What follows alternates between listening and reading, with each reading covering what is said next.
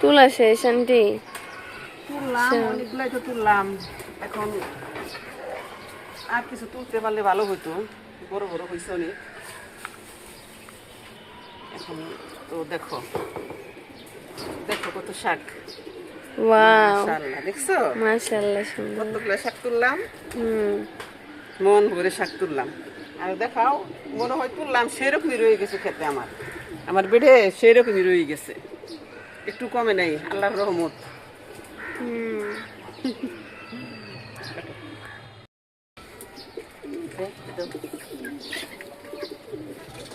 এগুলো ডাটা শাক না আন্টি?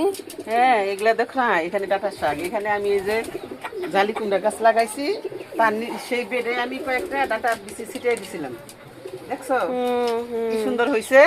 হুম। আমি সব জায়গায় মোটামুটি সব বেডেই এইভাবে অল্প অল্প করে ছিটিয়ে দিই।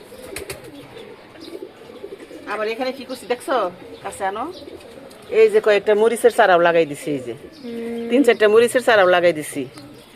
মোটামুটি সবই হবে সুন্দর মতন।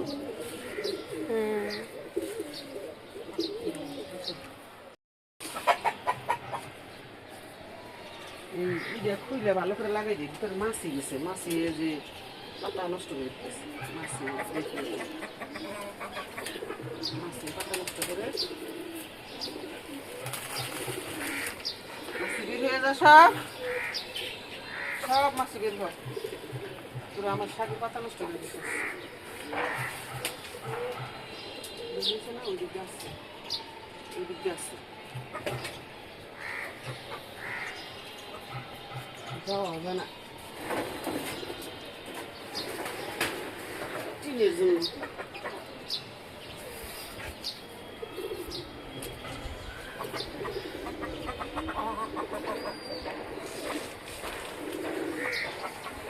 এই যে মাছি ভিতরে ঢুকছে, মাছিগুলো পাতার মধ্যে খেয়ে খেয়ে খাই থাকে। বের হ, বের হ, বের হ, হ্যাঁ বের হয়ে যা, সব বের হয়ে যা। এখন আমি আবার ধরো তো, ওর মাথা ধরো, টান দিয়ে ধরো, টান দাও, টান দাও, ওদিকে যাও।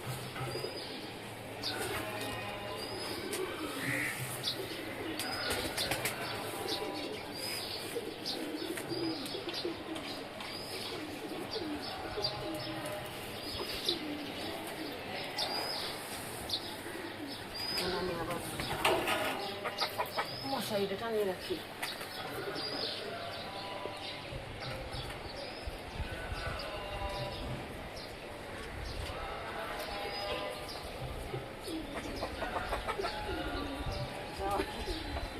জায়গায় খাই না, শসাটা ছিঁড়ে ফেলি, রাস্তার অবস্থা খুব খারাপ, বুঝছো। এই ছোট্ট একটা শসা ছিঁড়ে ফেললাম, গাছটার অবস্থা খারাপ, জানি না কেন এরকম হচ্ছে গাছ।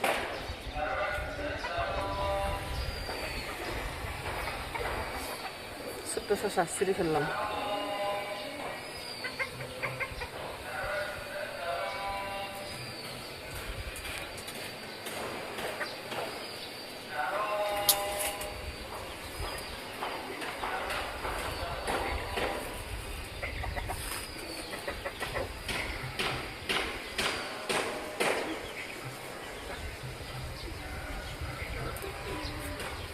এইখানে এটা বেঁধে দিই, এইখানে না বাঁধলে যে দিতে মনে বাড়িতে এই শাকগুলো পাঠিয়ে দিব। এখন চুলায় শাক বসিয়ে দিলাম,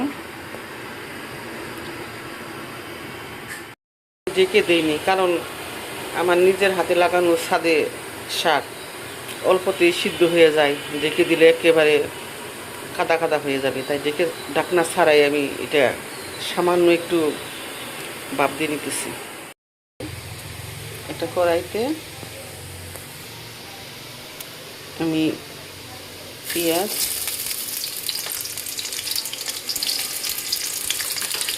কিছু রসুন ভেজে নেব।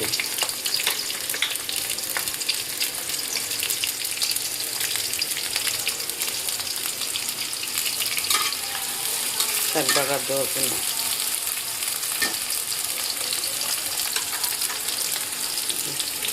শাক বাপ দিয়ে এখানে রেখেছি। এখন আমি বাগার দিব। আমি এখন শাকগুলো ঢেলে দিব।